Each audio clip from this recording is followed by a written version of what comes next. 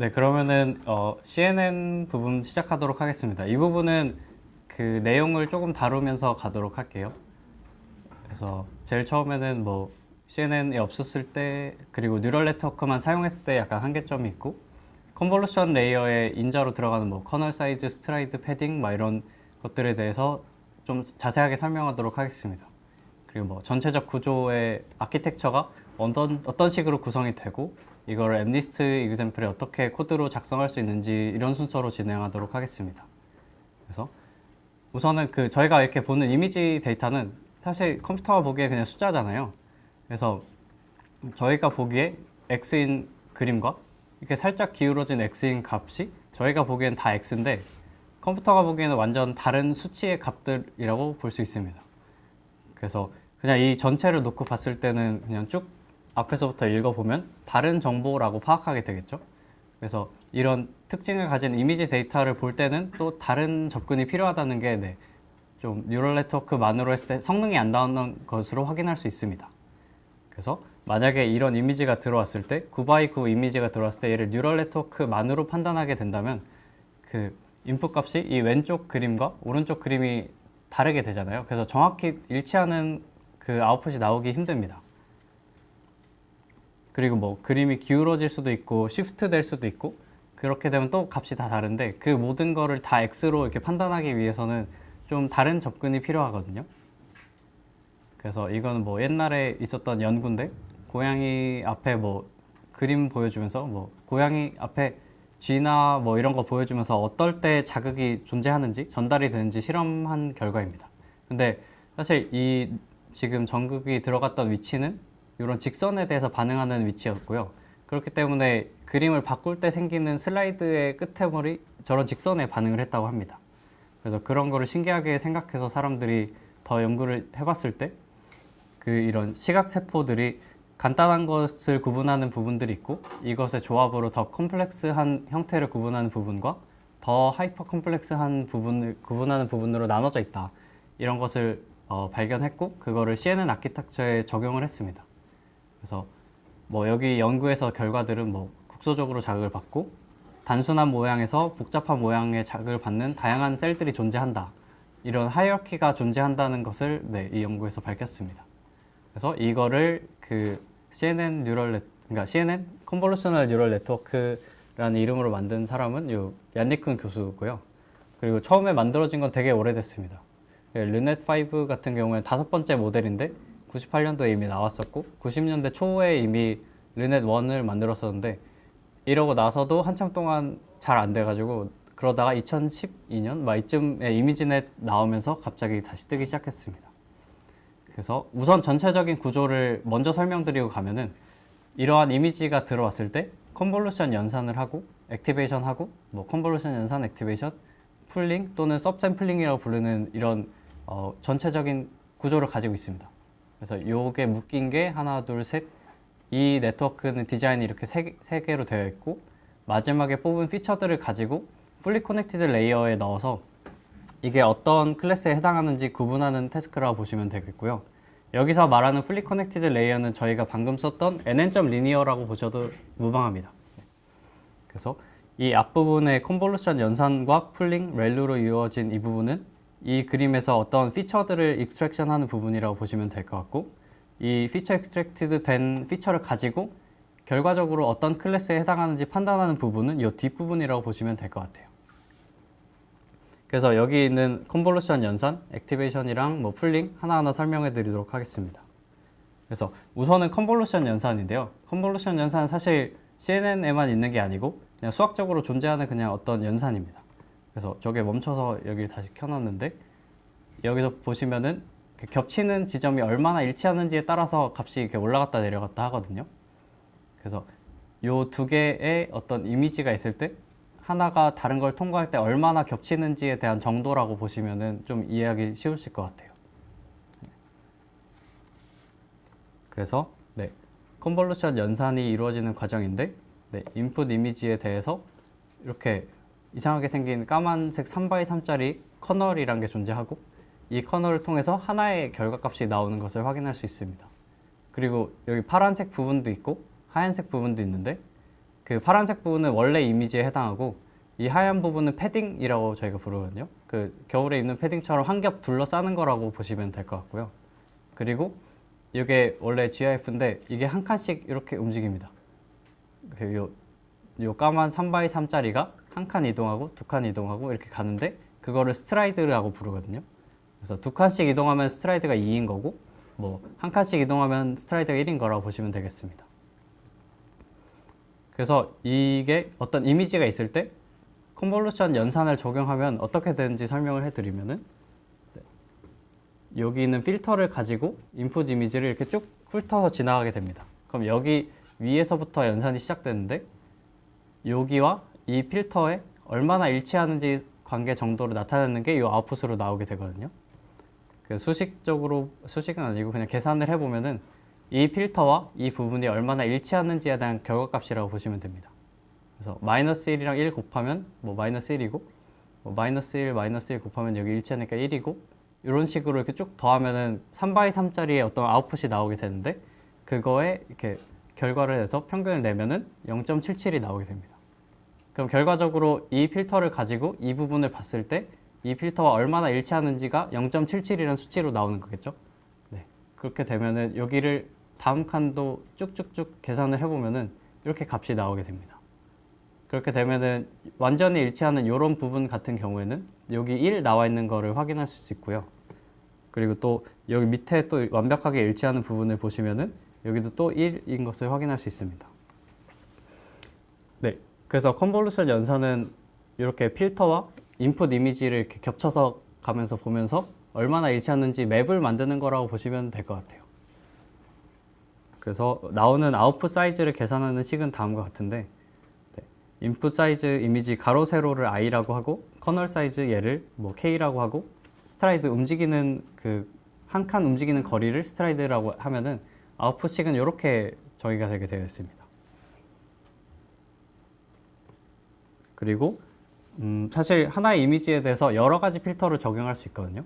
그래서 맨 위에 필터 같은 경우에는 저희가 방금 봤던 요 X자 대각선 필터였고 그리고 여기 같은 경우에는 가운데만 1인 걸로 봐서는 요 X자 필터인 것을 유추할 수 있습니다.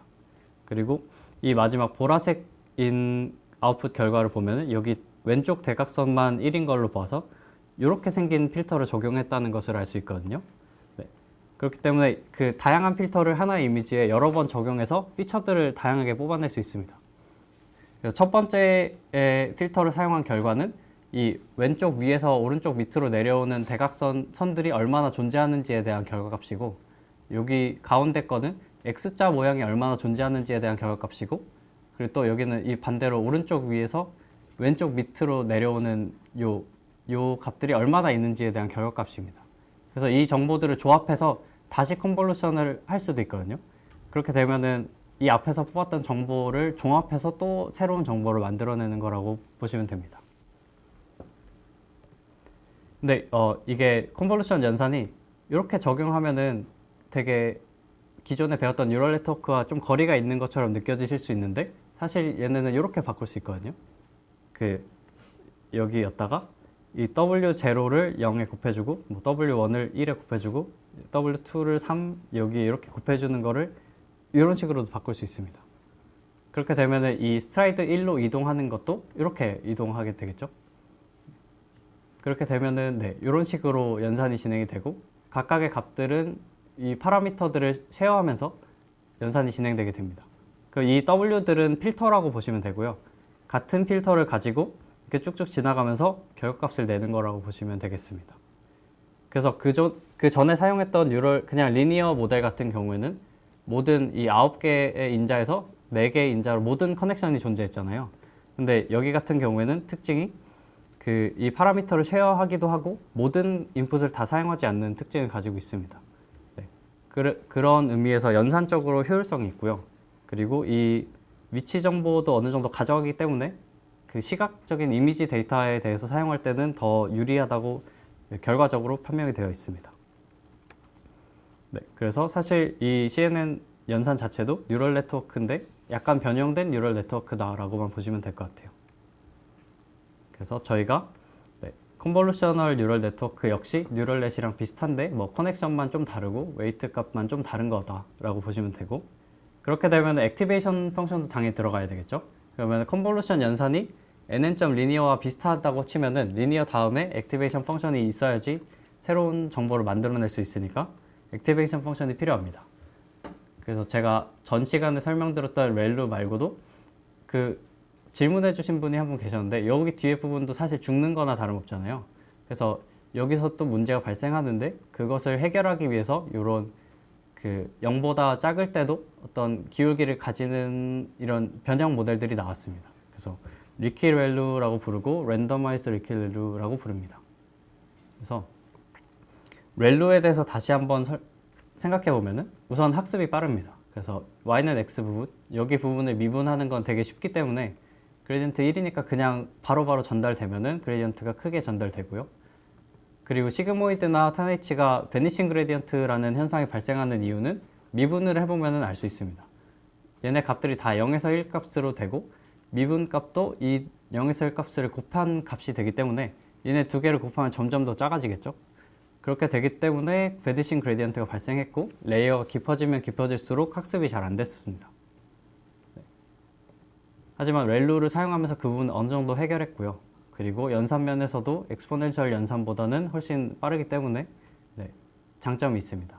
하지만 그 방금 설명드린 것처럼 0 이하인 값들은 무조건 다 0으로 만들어 버리고 백프로포게이션이 일어나지 않기 때문에 이 부분들이 죽는 거를 가지고 다익 뉴런이라고 현상이라고 이름을 붙였거든요. 그래서 이 부분은 그 어쩌다가 잘못되면은 영원히 업데이트가 안 되는 거라고 보시면 될 것 같아요. 그래서 이 부분을 해결하려고 나온 게 이렇게 뒷부분에도 완전히 0이 아닌 어떤 업데이트 가능하게 기울기를 남겨놓은 리키렐루 또는 피렐루 같은 게 있었고요. 네. 그래서 이거를 사용하면은 이 문제도 어느 정도 해결할 수 있습니다. 다익 뉴런.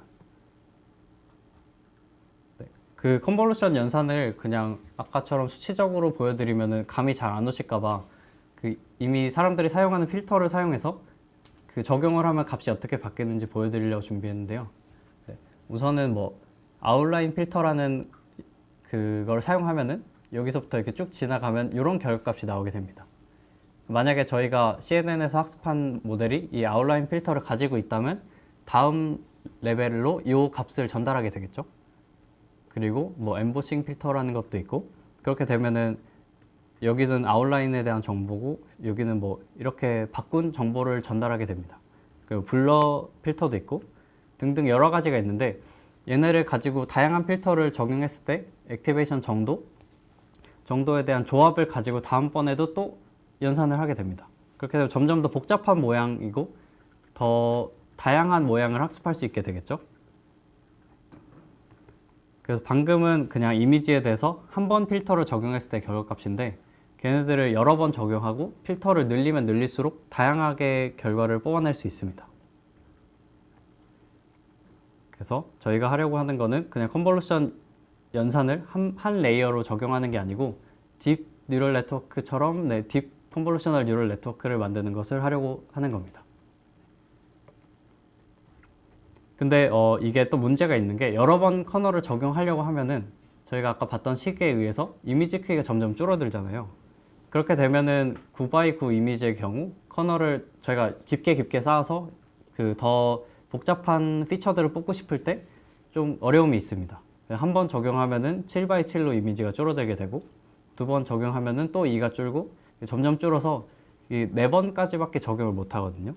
그래서 이런 거를 해결하려고 나온 게 패딩입니다. 그 패딩을 보시면 기본적으로 이 이미지에다가 겉에 부분에 뭐 제로 패딩을 하는 경우에는 이런 식으로 패딩을 주거든요. 그렇게 되면은 이 필터 연산을 적용할 때 여기 부분에 곱해지면은 여기 부분이 값이 채워지게 됩니다.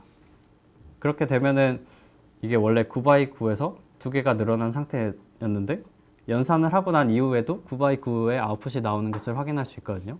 그렇게 되면은 그 레이어를 깊게 쌓아도 계속 피처를 뽑아낼 수 있게 되기 때문에 이러한 이유 때문에 패딩을 많이 사용합니다.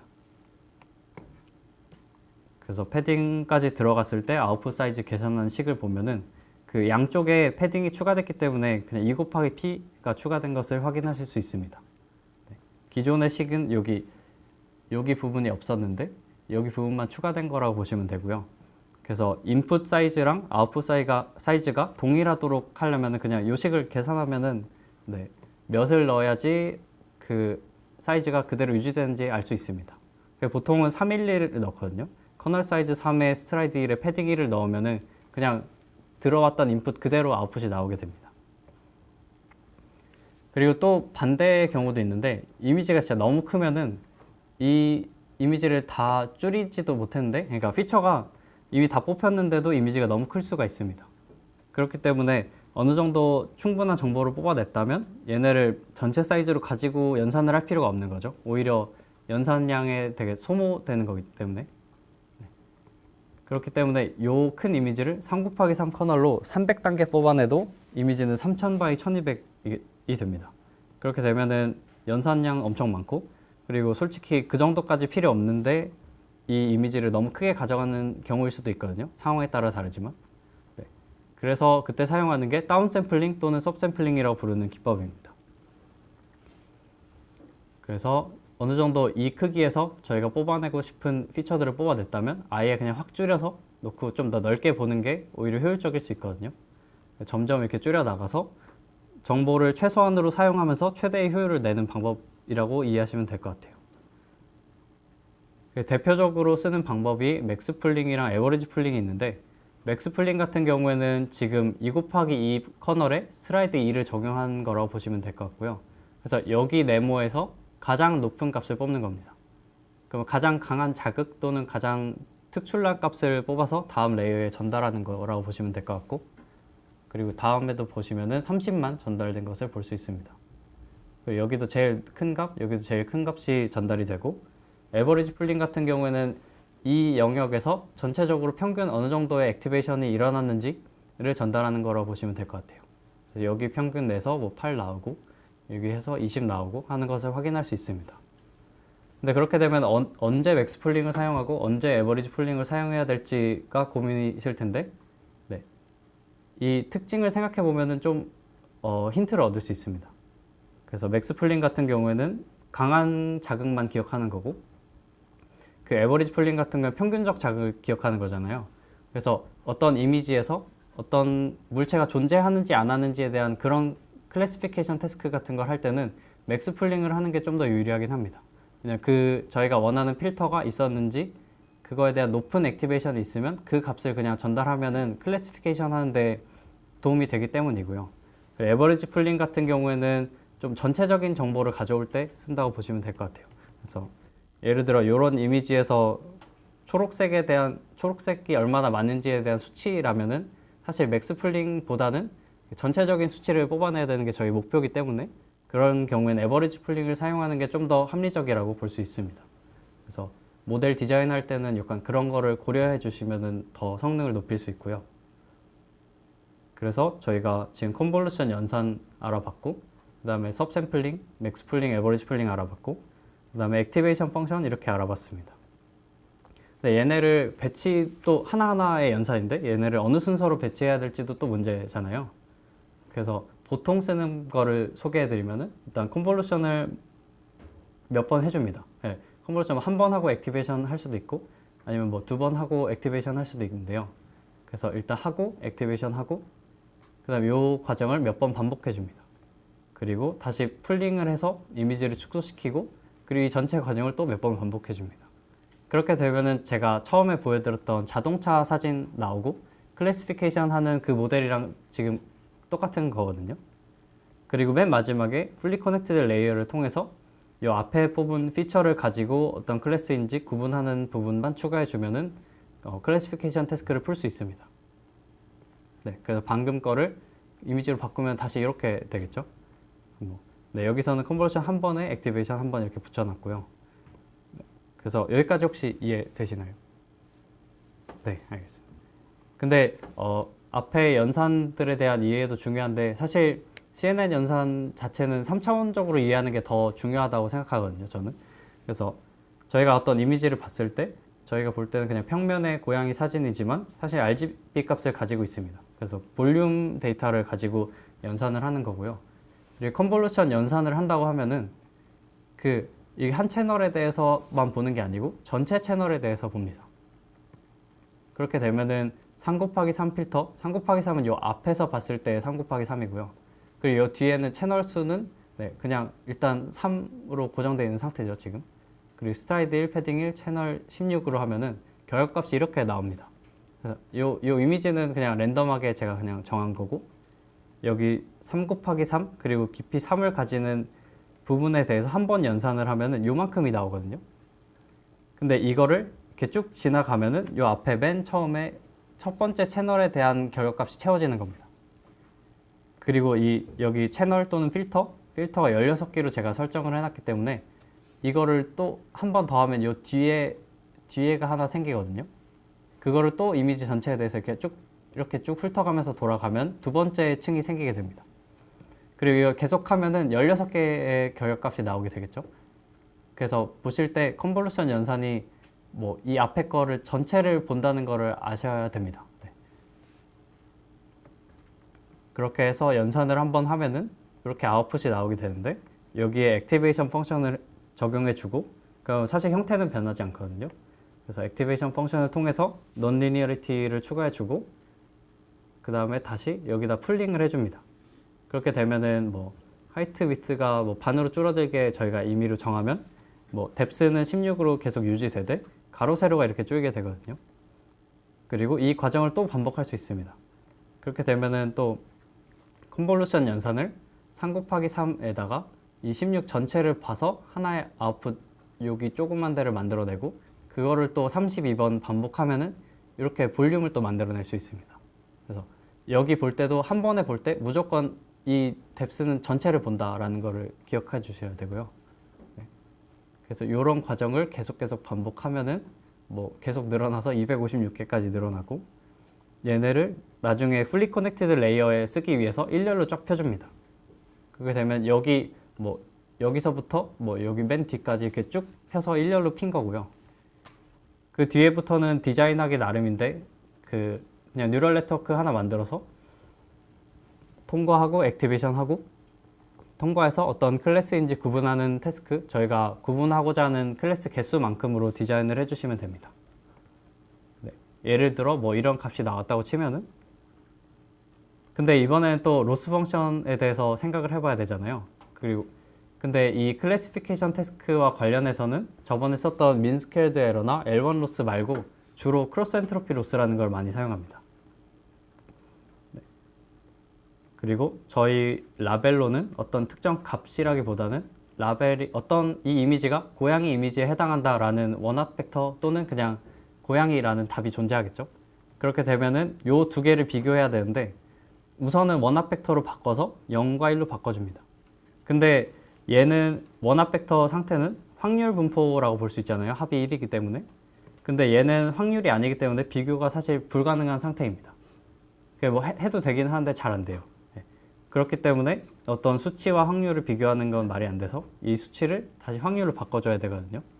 그래서 그때 쓰는 방법이 소프트맥스라는 방법입니다. 그래서 소프트맥스의 함수를 살펴보시면은 엑스포넨셜로 바꿔서 다 양수로 바꾸고, 전체 클래스에 대해서 합치면은 이 분모분에 해당 클래스의 점수가 나오겠죠. 확률. 그렇게 되면은 수치적 결과가 확률로 바뀌어지게 됩니다. 그리고 이게 사용된 이유에는 여러 가지가 있지만 여기는 생략하도록 하겠습니다. 그래서 소프트맥스를 하면은 이렇게 값이 바뀌게 되거든요. 그렇게 되면은 얘네 두 개를 합치고 얘네를 합친 값을 분모로 가지는 강아지에 대한 확률을 구하면은 0.22가 나오고 여기는 0.77이 나오게 됩니다. 그렇게 되면 확률 대 확률이기 때문에 이제 비교가 가능한 상태가 되거든요. 근데 또 이 값을 L1으로 할지 L2로 할지 아니면 다른 걸로 할지 또 정해야 됩니다. 근데 사실 크로스 엔트로피 로스는 소프트맥스 플러스 그 엔트로피에 대한 크로스 엔트로피에 대한 비교가 필요하거든요. 그래서 확률이기 때문에 이런 걸 쓴다라고 이해하시면 우선 될 것 같고요. 좀 여기서부터는 좀 머리가 아프실 수도 있는데, 우선 엔트로피 자체는 기대값 정보의 expectation이라고 보시면 될 것 같아요. 만약에 일어날 확률이 1이면은 얘에 대해서는 뭐 정보량이 없는 거잖아요. 무조건 일어나니까. 근데 거의 희귀해질수록 점점 정보량이 늘어나게 됩니다. 그리고 이 엔트로피를 뭐 디스크리트한 경우로 바꿔보면은 익스펙테이션이 식이 이렇게 되기 때문에 바뀔 수 있고요. 그리고 이 식을 쉽게 동전 던지기로 생각해보면은 앞뒤 확률 2분의 1 곱하고 로그의 2분의 1 하면은 네, 이렇게 계산이 되잖아요. 그래서 그렇게 되면은 최종적으로 엔트로피는 1이 나오게 됩니다. 네, 여기서 말하는 1은 그 이 확률 분포 표현하기 위해선 그냥 컴퓨터적으로 봤을 때는 1비트가 필요하다는 의미가 되고, 만약에 0.5일 확률이었을 때는 1이지만 앞이 나올 확률이 그냥 1이고 뒤가 나올 확률이 0이 되면은 그 값으로 가기 때문에 정보가 없는 것과 동일하게 됩니다. 그리고 뭐 이런 것도 또 있는데, 네, 엔트로피를 계산하는 거라고 보시면 될 것 같아요.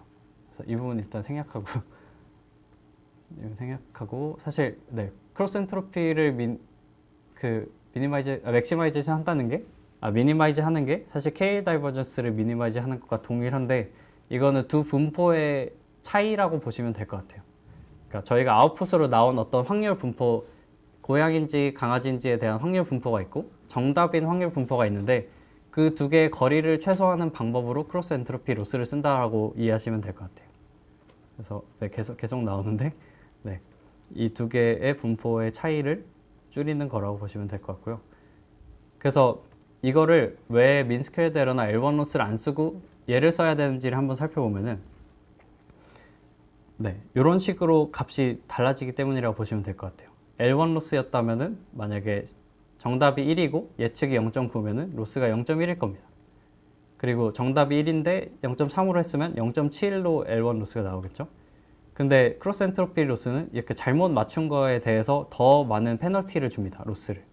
그렇기 때문에 이 클래스를 구분하는 태스크에 있어서 더 많이 업데이트가 되고 더 잘못 맞추는 거를 더 페널티를 주기 때문에 업데이트가 많이 되거든요. 그렇기 때문에 사용하는 거라고 이해하시면 될 것 같아요. 그래서 방금 했던 리그레션 태스크 말고 클래시피케이션 태스크에 대해서는 크로스 엔트로피를 주로 쓴다라고 이해하시면 될 것 같아요. 그래서 코드 설명 한번 하고 넘어갈게요. 그래서 여기 보시면은 불러오는 함수들은 아까와 거의 동일하고, 그리고 여기엔 이번에 그냥 매트플롯이 들어가 있습니다. 그리고 하이퍼 파라미터로 뭐 한 1000번 학습하고 배치 사이즈로는 한 번에 16개 이미지씩 처리하겠다. 그리고 러닝 레이트는 뭐 0.001을 주겠다라고 해놨습니다. 그리고 그 데이터셋을 불러오는 부분인데요. 이거는 엠리스트 데이터라 이미 그 토치에서 자동으로 불러올 수 있게 되어 있거든요. 그래서 트레이닝용이라는 의미로 트레인 true가 되어 있고, 트랜스폼 같은 경우에는 이 PIL 이미지로 들어오는 거를 텐서로 바꿔주는 거를 의미합니다. 그 타겟은 그냥 0에서 9까지의 라벨 값이기 때문에 바꿔주지 않았고, 다운로드 true라는 거는 그 만약에 데이터가 없으면 다운로드 하겠다라는 의미라고 보시면 될 것 같아요. 그리고 여기 밑에 보시면은 데이터가 만약에 다운되면은 전체 개수가 몇 개고, 트레인 데이터셋 길이가 얼마고, 뭐 테스트 데이터셋 길이 얼마고, 첫 번째 아이템은 어떤 건지 이렇게 열어보는 코드거든요. 그리고 이 데이터를 가지고 데이터 로더라는 함수를 통해서 그 배치 사이즈만큼 묶어서 전달을 해줍니다. 그래서 여기 있는 데이터셋을 여기 안에다 인자로 넣어주고요. 데이터셋은 엠리스트 트레인으로 들어가 있고, 배치 사이즈는 여기 16으로 지정된 것처럼 16으로 들어가 있습니다. 그리고 셔플 트루로 되어 있는데, 그렇게 되면 여기에 순서대로 들어가 있던 데이터셋을 섞어서 16개씩 전달하는 로더를 만드는 거라고 보시면 될 것 같아요. 그렇게 되면은 트레인 로더랑 테스트 로더 두 개가 생성이 되고, 얘네를 포문으로 돌려서 그 불러오면은 이미지와 라벨 값이 이렇게 나오게 됩니다. 여기 이미지랑 라벨이 이렇게 묶여서 전달이 되게 되고요. 그리고 모델 부분입니다. 모델 부분은 지금은 컨볼루션 연산, 저희가 근데 2D 이미지에 대해서 하기 때문에 컨볼루션 2D라는 함수를 썼고요. 그렇게 되면은 처음에 엠리스트 데이터는 28x28의 채널 하나짜리 흑백 이미지이기 때문에 여기 들어오는 인풋의 개수는 하나가 되게 됩니다. 채널 수라고 보시면 될 것 같고요. 그리고 이 연산을 통과하면은 저희가 아까 3D 컨볼루션 연산의 3차원적 이해 그쪽에서 봤듯이 16개 깊이를 가지는 아웃풋이 나오게 됩니다. 그럼 형태는 이런 식으로 나오게 되고요. 그럼 배치 사이즈 그리고 여기 채널 수, 여기 16에 해당하는 채널 수, 그리고 가로 세로가 줄어서 24/24가 나오게 됩니다. 그리고 이 결과값에 대해서 액티베이션 해주고 다시 또 연산을 하되 이 필터의 개수를 맞춰서 그 연산을 정의해 줍니다. 그렇게 되면은 이제 32개짜리 채널이 생기고 또 4가 줄어서 20/20이 되고요. 그리고 맥스 풀링을 하면은 그 여기가 커널 사이즈 스트라이드인데 그렇게 되면은 반으로 줄게 되거든요. 그럼 이미지 사이즈가 20/20에서 10/10으로 줄게 됩니다. 그리고 뭐 다음 레이어에 가서는 또 그 피처 개수를 32개 받아서 64개로 늘리고 그다음에 또 컨버전 커널 사이즈 5로 주면은 또 얘가 사이즈가 6으로 줄게 되거든요. 그래서 이렇게 연산을 계속하게 되면은 최종적으로 배치 사이즈 곱하기 128의 2/2짜리 아웃풋 텐서가 나오게 됩니다. 걔네를 이제 풀리 커넥티드 레이어에 전달하기 위해서는 쫙 펴줘야 되잖아요. 그 쫙 펴주는 부분은 여기 out.view라는 부분입니다. 여기 보시면은 view라는 함수는 reshape라고 보시면 될 것 같아요. 쉽게 이해하시기 위해서는. 그래서 배치 사이즈만큼 납두고 나머지는 -1이란 거는 그냥 여기에 다 몰아넣겠다라는 의미를 가지거든요. 그래서 여기에 있는 배치 사이즈 128 2 곱하기 2짜리를 그냥 다 한꺼번에 여기에 넣는 거라고 보시면 될 것 같아요. 그렇게 되면은 이 fully connected 레이어는 인풋으로 2 곱하기 2 곱하기 128 요 길이를 가지는 벡터가 들어오게 되고 최종적으로 10개의 클래스를 가지는 데이터이기 때문에 10개를 이렇게 마지막을 했고요. 그 forward 함수라는 게 있는데 forward 함수는 이렇게 저희가 정의한 연산이 있잖아요. 이 연산을 그냥 순서대로 그냥 저희가 만들어주는 거라고 보시면 될 것 같아요. 그러니까 여기 앞에 정의한 레이어들을 어느 순서로 전파할 것인지에 대한 정의라고 보시면 될 것 같고 리턴 값으로는 보통 모델의 아웃풋을 이렇게 전달하게 됩니다. 그리고 여기서는 그 인스턴스화 시키는 과정인데 딱히 여기에 전달하는 인자가 필요 없기 때문에 여기 비어 있는 거고요. 그리고 CNN 모델을 그 GPU에 올릴 때는 점쿠다를 해줍니다. 그리고 로스 펑션은 제가 방금 설명드렸듯이 크로스 엔트로피 로스를 사용하고 옵티마이저는 뭐 SGD를 사용해도 되고 아니면 뭐 아담을 사용하셔도 상관없습니다. 그리고 여기 들어가는 거는 CNN 요 모델의 파라미터 전체를 전달하는 거라고 보시면 될 것 같아요. 그래서 이 러닝 레이트로 요 파라미터들을 이 알고리즘으로 업데이트 하겠다라고 이해하시면 될 것 같아요. 그리고 여기에는 뭐 패딩이 안 넣었는데 패딩을 넣으셔도 되고 안 넣으셔도 됩니다. 그리고 슈퍼는 그 상속받을 때 한 번만 이렇게 되려고 하는 부분이고 그냥 이건 파이썬적인 의미를 가지고 있습니다. 그리고 forward 함수 자체는 그 모델에 저희가 아까 리니어 함수를 할 때 모델.forward x를 넣은 게 아니고 모델하고 괄호하고 그냥 x를 넣었잖아요. 베리어블을 감싸서 그 아무것도 안 써도 forward가 기본적으로 불러지게 되어 있습니다. 그리고 모델 인스턴스화 시키고 로스 펑션 옵티마이저 하고 그 다음에 아까 봤듯이 그 학습하는 부분인데요. 아까 본 구조대로 옵티마이저 제로 그레디언트 있고 그리고 여기서는 제가 CNN.forward 명시적으로 썼는데 CNN 가로하고 이미지를 넣어도 상관없습니다. 그리고 로스 펑션대로 로스 계산하고 백워드하고 스텝하면은 이 모델이 업데이트가 되거든요. 그래서 여기 부분은 동일합니다. 대신 이렇게 이거를 불러올 때 몇 회폭을 반복할지 그리고 트레인 로더에서 불러오는 배치 사이즈 개수만큼의 이미지 텐서와 라벨 텐서를 이렇게 분리를 해줍니다. 그러면 이미지 데이터를 베리어블로 감싸고 GPU에 올려서 이 이미지라는 거에 할당을 하고 뭐 라벨이라는 거에 베리어블로 감싸서 GPU에 올리고 할당을 해줍니다. 그렇게 되면은 아웃풋 역시 리절트, 여기서 리절트로 되어 있는데 리절트 역시 GPU에 있는 베리어블이 되고 이 라벨과 같은 위치에 있는 것과 비교를 통해서 로스를 계산하고 그레디언트 계산하고 업데이트를 하게 됩니다. 여기 부분 똑같죠? 여기 부분 거의 똑같습니다. 그리고 이번에는 테스트하는 부분인데 모델을 테스트할 때 그 모델.evaluate를 해주거든요.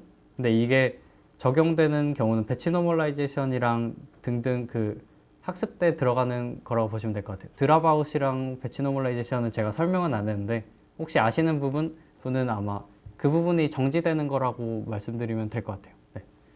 그래서 이 .eval이 들어가야지 제대로 된 상태, 고정된 상태에서 모델을 테스트할 수 있게 되고 여기 부분은 그냥 맞은 거랑 틀린 거 개수 세는 거라고 보시면 될 것 같아요. 그래서 모델을 넣어서 나온 리절트 값이 있을 텐데 예를 들어 강아지, 고양이면 두 개에 대한 확률 값이 있을 거잖아요. 그 중에 맥스 값 하나를 뽑는다가 토치점 맥스 여기 부분에 해당합니다. 그러면 여기 앞에는 값이 나오게 되고 predicted 여기에는 인덱스가 나오게 되는데 저희가 지금 궁금한 건 인덱스이기 때문에 이 predicted랑 라벨 값이 일치하는지를 구해서 얘네를 다 합쳐주면 배치 사이즈 개수만큼 중에 몇 개 맞췄냐가 나오게 됩니다. 그럼 얘네를 그냥 쭉쭉 쌓아서 맨 마지막에 테스트 애큐러시가 몇이다 라고 출력해주면은 그 테스트 데이터에 대한 애큐러시를 구할 수 있습니다. 여기까지 혹시 질문 있으신가요? 아까 그 레이어에서 컨볼루션을 내려고 두 번씩 들어갔는데 네네. 그럼 레이어가 두 개가 하나당 두 개씩 들어가 있는 건가요? 아, 이거는 사실 그 정의하기 나름인데요. 사실 여기 레이어 1에 요만큼만 넣고 레이어 2에 제가 요만큼만 넣었잖아요. 사실 레이어 2를 지워버리고 여기 시퀀셜도 지우고 얘네 위에 한꺼번에 다 붙여도 상관은 없습니다.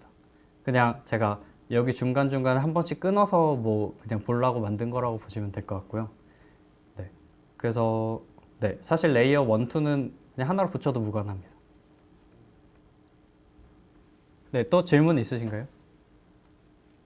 네.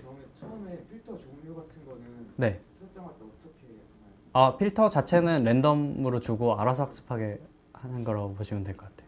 원래 기존의 비전, 컴퓨터 비전 쪽은 그 라벨을 사람들이 찾아서 했는데 이 CNN 모델 같은 경우는 그 필터까지도 자동으로 알아서 찾으라고 하는 거거든요. 네. 그 웨이트랑 바이어스를 학습하는 게 이 CNN에서는 그 필터를 학습하는 거라고 보시면 될 것 같아요. 여기 이니셜라이제이션은 어디서 하는 거예요? 네? 처음에 파라미터 이니셜라이제이션에서 초기값 잡는 아, 이니셜라이제이션 하는 거예요? 웨이트 파라미터 이니셜라이제이션이? 그 부분은 제가 여기다 안 넣어놨는데 제 깃허브에 가면은 있습니다. 제가 이따 링크를 보여드릴게요. 이게 여기 그 이니셜라이즈 할 때 여기에 부분 중에서 컨볼루션 인 모듈을 불러와서 여기에 웨이트를 뭐 하비에나 아니면은 카밍 그런 걸로 이니시에이트 해줄 수 있거든요. 그래서 그 부분은 제가 심플하게 하려고 빼놨는데 제가 링크를 이따 보내드릴게요. 네. 그 제가 주로 쓰는 방법은 이렇게 레이어를 설정하고 이 맨 밑부분에 그 파라미터 이니셜라이제이션 하는 부분을 하면은 이 인스턴스가 생길 때 아예 파라미터 이니셜라이제이션 되고 네, 그 값으로 아예 모델이 전달되게 짜거든요. 그래서 네, 그 부분은 나중에 또 설명드릴게요. 그래서 트레이닝은 이런 식으로 하고 테스트에서 애큐리시 구하는 방식은 이런 식으로 한다 설명드렸습니다. 그래서 이거를 지금 직접 한번 해볼 건데요. 그래서 CNN 베이직으로 가셔서 그 전에 네, 우선은 요 베이직 먼저 네, 시간 관계상 CNN 클린 이쪽으로 하도록 하겠습니다. 우선 코드 설명드리면 아까 똑같이 그냥 필요한 것들을 다 불러왔다고 보시면 되고요. 그리고 뭐 배치 사이즈 정하고 러닝 레이트 정하고 에폭수 정하고 그리고 GPU 사용하는 부분이 좀 달라서 여기 부분을 지금 설명드리도록 하겠습니다.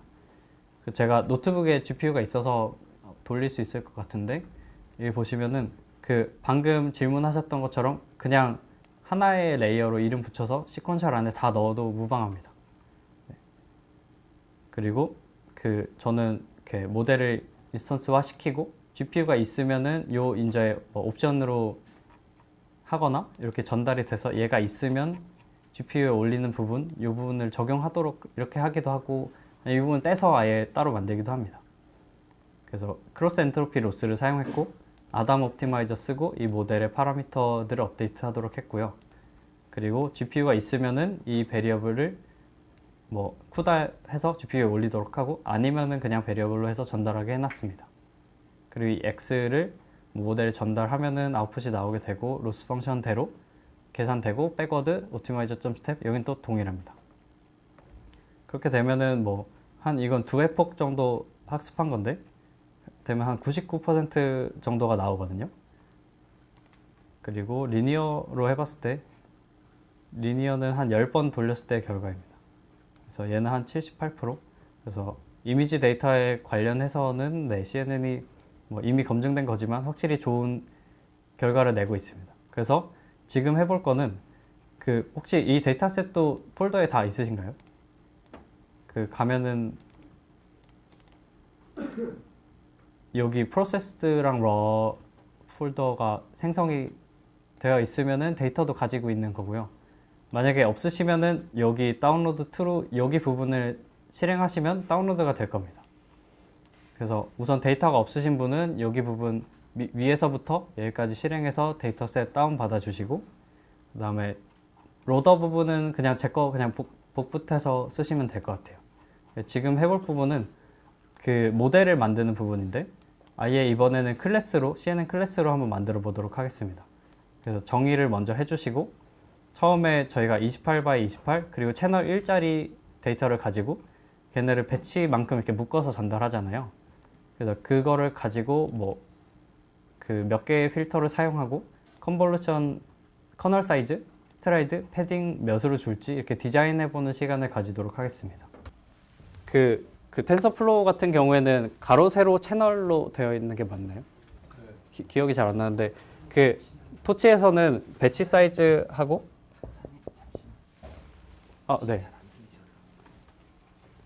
그 토치에서는 배치 사이즈하고 채널 그리고 뭐 가로 세로 이런 식으로 구성이 되어 있습니다. 그래서 처음 쓰시는 분들은 이 부분이 위치가 다르기 때문에 좀 헷갈리실 수 있는데, 기본적으로 불러오면은 여기 같은 경우에는 뭐 배치 사이즈 생략하고 1, 28, 28로 되어 있습니다. 그래서 여기가 저희가 처음에 들어오는 채널 수고요. 그래서 여기에 채널이 1인 거고, 이 부분에 컨볼루션 연산을 적용해서 하면은 여기가 64가 되고 3x 1x 1이면은 똑같이 돼서 28x 28의 아웃풋이 나오게 됩니다. 컨볼루션 연산하면. 그래서 요거를 한번 써 보시면서 해보시면은 아마 이 전체 모델 디자인하는데 도움이 되실 것 같거든요. 그래서 3x 1x를 제가 많이 쓰는 이유는 그 이미지 크기가 변하는 거를 생각하기 싫어서 그냥 똑같이 내뱉게 만들려고 하는 겁니다. 여기에 컨볼루션 연산 예를 들어 그냥 커널 5짜리를 해보면은 그냥 4가 줄어서 24가 나오겠죠. 네, 근데 뭐 그거는 사실 개인 취향이어서 마음대로 하시면 됩니다. 그래서 저희가 지정한 배치 사이즈 형태를 따라가되 컨볼루션 연산을 하면은 이런 식으로 형태가 바뀐다는 것을 기억해 주시면 될 것 같아요. 그래서 저기 첫 번째 레이어 통과하면은 64, 28, 28짜리가 나오고, 여기서 배치 노멀라이제이션인데 빼셔도 되고요.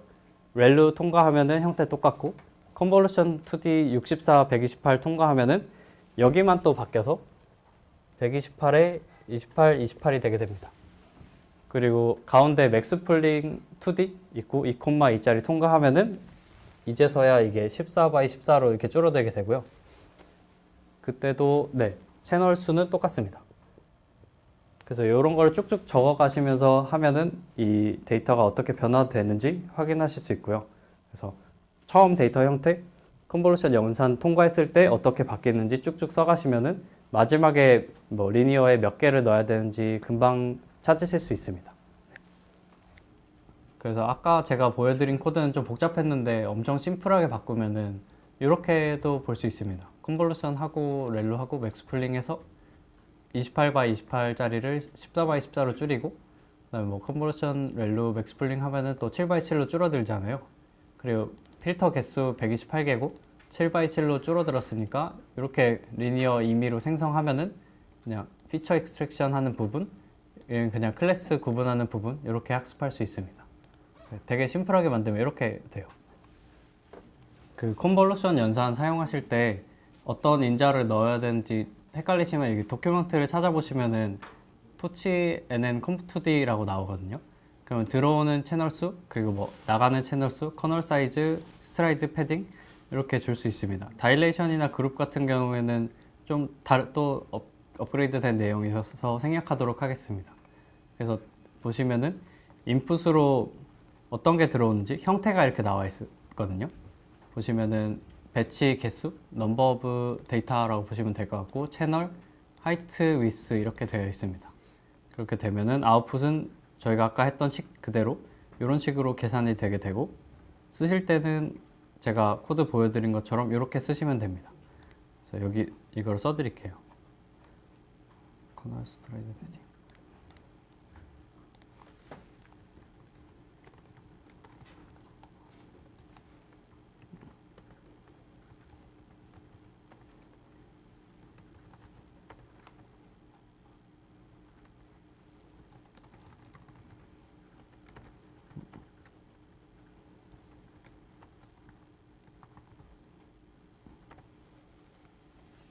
네, 인자까지 쓰면은 이런 식으로 구성되어 있는 것을 확인할 수 있습니다.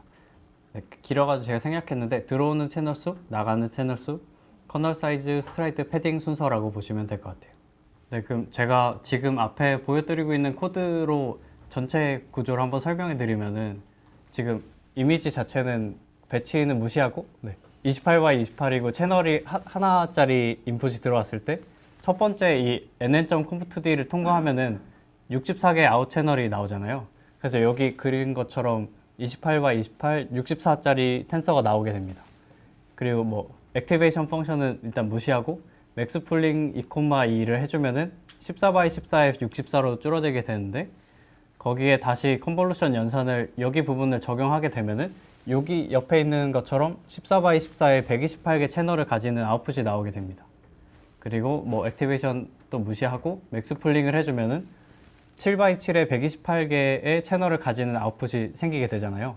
그리고 여기 부분으로 넘어가기 전에 여기 아웃점 뷰에서 리쉐입을 해주는데 배치 사이즈 콤마 마이너스 1을 해주면은 배치 사이즈만 빼고 여기 128 곱하기 7 곱하기 7짜리 일렬로 펴주게 됩니다.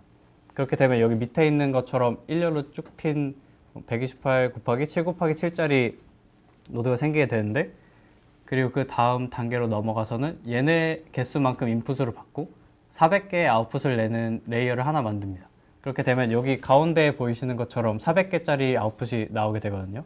그리고 여기를 아웃풋에 액티베이션 렐루 한번 해주고 최종적으로 리니어에 400개가 들어와서 10개로 나오게 하면은 그 엠리스트 데이터 클래스 개수인 10개로 아웃풋이 나오게 됩니다. 그렇게 되면은 이미지가 들어왔을 때 10개 클래스 중에 어떤 수치들이 이렇게 나오게 되겠죠. 그럼 그 아웃풋을 가지고 크로스 엔트로피 로스를 적용하면은 실제 답과 저희가 만들어낸 결과값이 얼마나 차이가 있는지 계산이 되고 이 연산 구조를 쭉 따라서 모델이 업데이트가 되게 됩니다. 점 백워드 하면은 다 계산이 되게 되고 그리고 뭐 옵티마이저 점 스텝 하면은 각각의 웨이트와 바이어스들이 업데이트 됨으로써 이 과정을 계속 반복하면 이 네트워크가 필터들을 학습하게 돼서 최종적으로 높은 애큐러시를 내게 되는 거라고 보시면 될 것 같아요. 그래서 저는 그 모델 짤 때 이렇게 좀 3차원적으로 그려서 많이 하는데 도움이 되실까 해서 소개를 해드렸습니다. 그래서 혹시 다 학습 돌려보셨나요?